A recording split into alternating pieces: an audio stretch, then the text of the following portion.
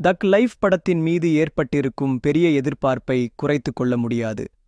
அந்த எதிர்பார்ப்பை இன்னும் உயரத்துக்காண்டு செல்கின்றன படத்தின் பல முக்கிய அம்சங்கள். முதலாவதாக, இந்த படத்தில் மணிரத்னமும் கமலும் மீண்டும் இணைந்து இருப்பது மிகப்பெரிய ஹைலைட்.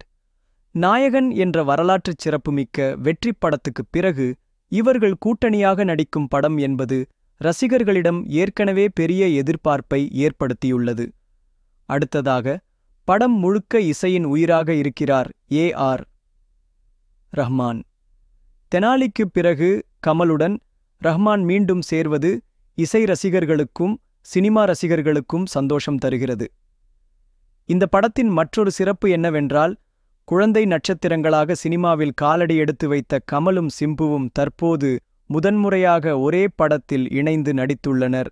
இது ரசிகர்களிடையே பேரதிர்வை ஏற்படுத்தியுள்ளது. மேலும் கமல் படத்தில் அபிராமி மற்றும் த்ரிஷாவுடன் ரொமான்ஸ் செய்யும் காட்சிகள், குறிப்பாக 70 வயதில் லிப் லாக் காட்சி வரை கமல் நடித்திருப்பது மிகவும் கலகலப்பாக பேசப்படுகிறது. ஹீரோவாக கமலும் வில்லனாக சிம்புவும் மோதும் காட்சிகள் ரசிகர்களை திரைமுன் கட்டிப்போடும் வகையில் இருக்கின்றன. இவர்கள் சண்டை சீன்கள், மாஸ் டயலாக்கள், எமனுக்கும் எனக்கும் நடக்கிற கதை, இனி இங்க நான் தான் ரங்கராய சக்திவேல் போன்ற வசனங்கள் ரசிகர்களிடையே ஏற்கனவே வைரலாகி வருகின்றன. அசோக் செல்வன் ஒரு போலீஸ் அதிகாரியாகவும் நாசர் வில்லனாகவும் நடித்திருப்பது கூடுதல் வலு.